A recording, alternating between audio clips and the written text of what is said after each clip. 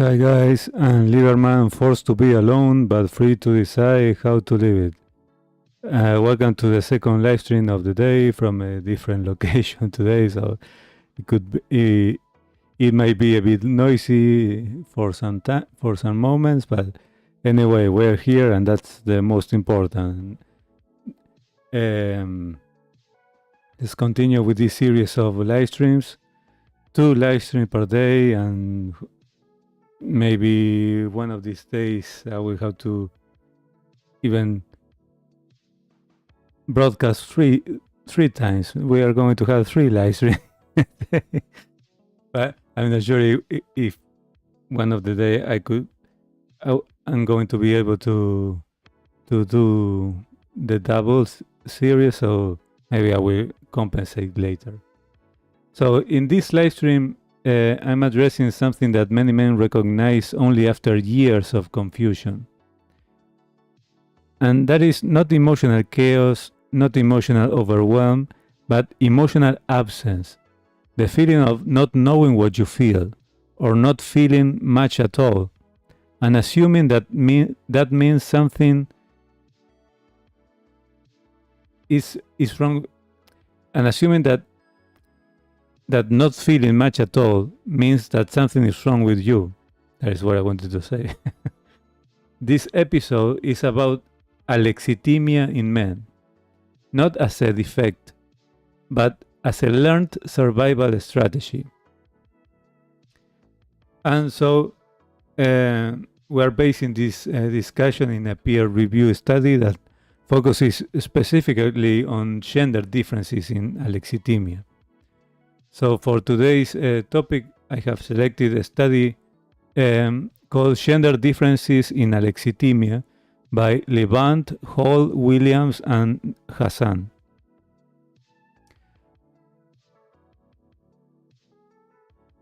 So what is alexithymia, clinically speaking? Alexithymia is not a lack of intelligence or a lack of empathy or a lack of moral depth. Clinically, it refers to a difficulty identifying feelings. It refers to a difficulty describing feelings and to externally oriented thinking and limited emotional vocabulary. In everyday terms, is something is happening inside me, but I don't have words for it or access to it. So the study by Levant and other authors examines how these traits differ between men and women and why.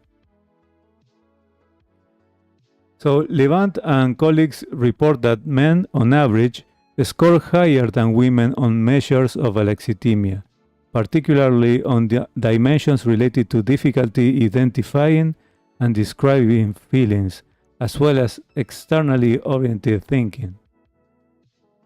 The difference doesn't emerge in a vacuum. The authors link male alexithymia to gender role socialization, to norms discouraging emotional expression, and reinforcement of stoicism and emotional restraint. In other words, men are not born emotionally blind. They are trained to minimize, suppress, or bypass emotional awareness, because awareness was once costly for them.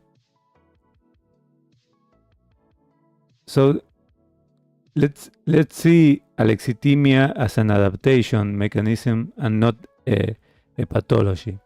This is the most important reframing of this video or live stream.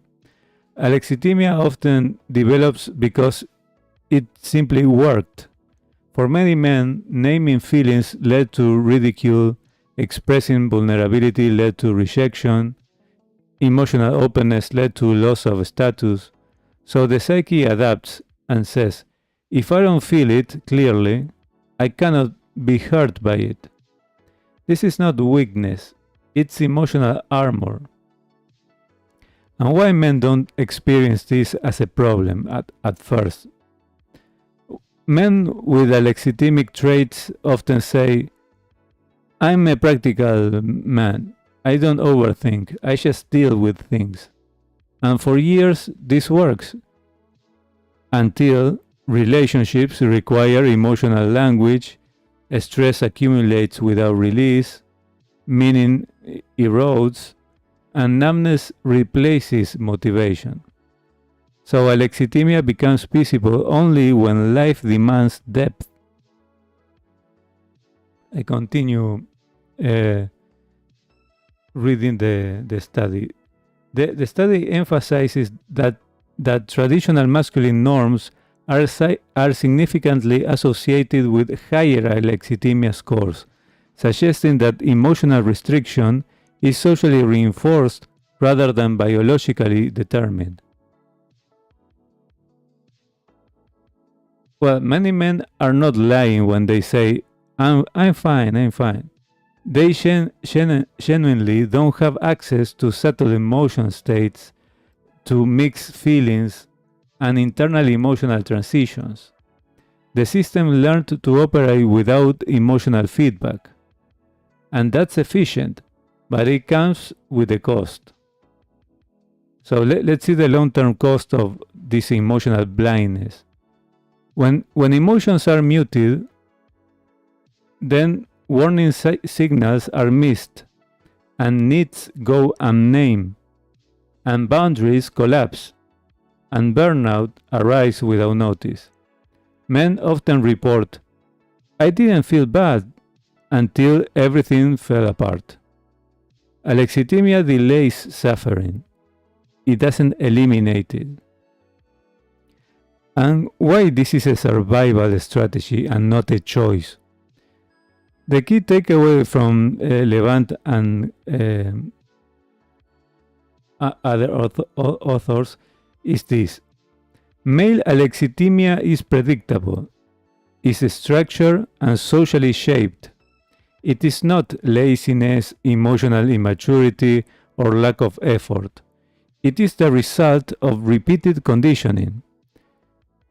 Feeling less keeps you safer.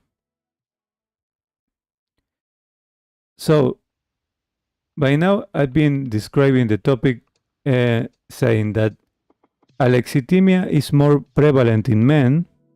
It is tied to masculine role norms. It functions as emotional protection, and it becomes visible when life demands emotional depth. So now let's go on seeing how alexithymia it is experienced across the 4C4PC macro groups. And let's explain why some men feel numb while others feel confused. So, if you get up to this point of the live stream, please like the live stream. Or if you're watching the replay, like the video and subscribe to the channel. That helps a lot for me to decide continuing making more of this content. So,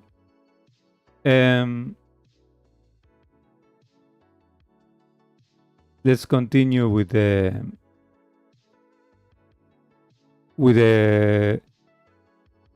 survival strategy mechanism. How it expresses like this.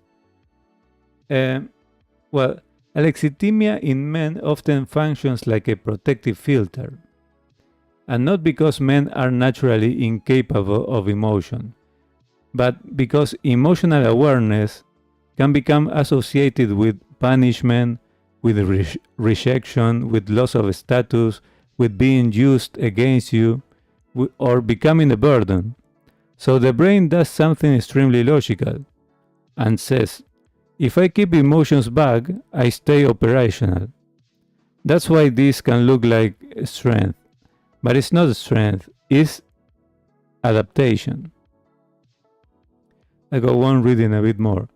Levant and colleagues report that men tend to show higher alexithymia than women in the literature they analyze, especially regarding difficulty identifying and expressing feelings and a more externally oriented thinking style.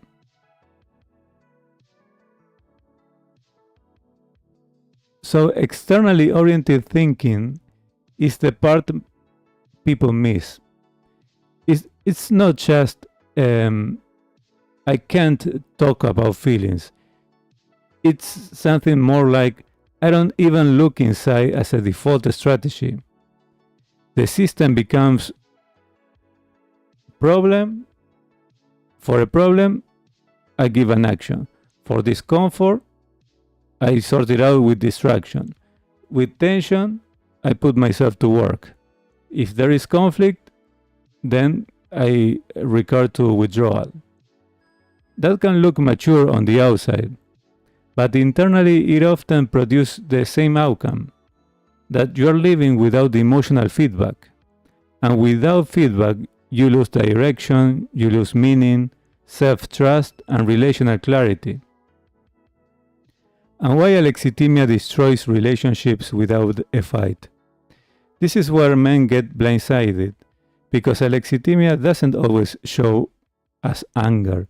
It often shows us a neutral tone, lack of emotional language, responses saying, I don't know, inability to reassure, inability to repair emotional ruptures. Partners experience it as he's here, but he's not emotionally present. And men experience the partner's frustration as I'm doing everything and still not enough, because they cannot see that the missing ingredient is emotional signaling. So there is a big lie in this experience that says, if I feel, I will lose control. And many men unconsciously equate emotional awareness with collapse. So the system keeps emotion foggy to preserve function. But here's the paradox. When emotions are suppressed long enough, they return as irritability, numbness, fatigue, sudden shutdown, or explosive anger that surprises the man himself. So alexithymia is not emotional absence, it's emotional displacement. So now let's translate male alexithymia into the C4PC macro groups, because each group expresses emotional blindness differently. In the case of the internal rationals, alexithymia looks like intellectualization of feelings, saying, I analyze, I don't feel, and emotions being treated as noise. Their survival logic says, if I understand everything, I don't have to be vulnerable. But they are at risk of chronic detachment, of getting a difficulty with intimacy, and a meaning drift. So the best way out for them would be learning emotional vocabulary as a cognitive skill and labeling emotions like data, saying name, locate the emotion, the intensity, and the need. In the case of the internal emotionals, alexithymia looks like high sensitivity but low articulation. Emotion felt as confusion, not clarity. And shame, there is some shame about not being able to explain myself.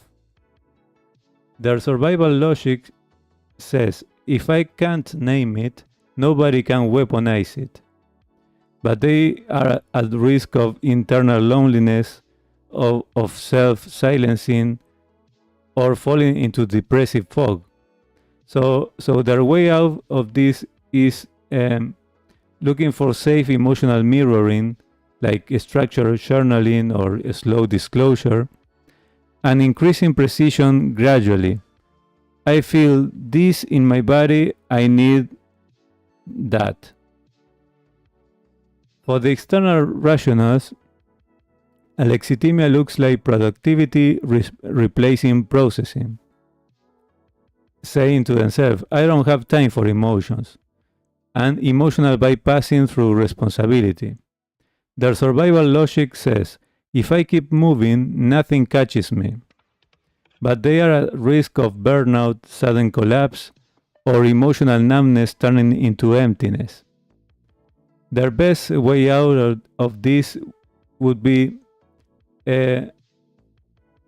some micro emotions check-ins built into routines, daily and weekly routines, and to treat emotional awareness as performance optimization through sleep, stress regulation, and decision clarity.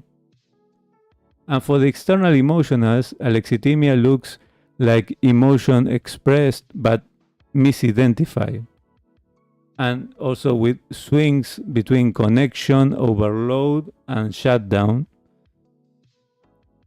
and uses social performance instead of inner clarity. Their survival logic says, if I stay likable, I stay safe.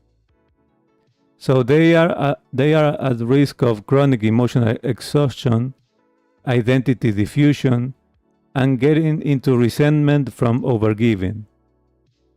Their best way out of this would be setting boundaries and self-definition work, and learn the difference between feeling versus people-pleasing versus emotional display,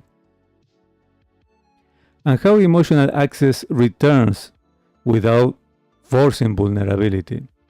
This is critical because men don't need forced opening. They need precision, gradual exposure, non-judgmental labeling. A simple process that works across types would be your body first. Where do you feel it? In your chest, in your throat, in your stomach. Measuring the intensity from 1 to 10, then labeling whether it's anger, sadness, fear, shame, relief. Setting your need. If you need respect, you need to rest, you need safety, closeness, or autonomy, and activate the action, one small step. And that's it. Alexithymia is often reduced by skill building, not inspiration. So the message for this live stream is not men are broken. The message is men adapted, and the adaptation made sense in the environments that shaped it, but the cost is real. Through relationships that gets weakened, meaning that fades, identity that loses feedback, and numbness replacing depth. So reversing alexithymia is not about becoming emotional. It's about becoming internally literate. So I hope this live stream has been helpful. All this information leads you to start knowing more about your emotions, how to name them, how to process your own feelings. If that was like this, please give a like to the video, subscribe to the channel, share it with someone else, and give your comments in the comment section. So much courage, take care, and see you in the next one.